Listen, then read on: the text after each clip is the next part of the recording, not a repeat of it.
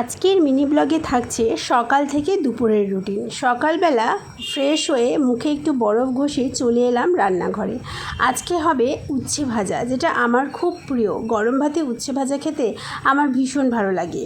আর রান্না করতে করতে দেখলাম আলু নেই, তারপরে আবার আলু আনলাম আর বরের জন্য দুটো বাবুজি কেক আনলাম। তারপরে দুপুরে আজকে সেরকম রান্না ছিল না বলে রাতের রান্নাটা করে রাখলাম। রাতে কি রান্না? রাতে করছি হচ্ছে তড়কা।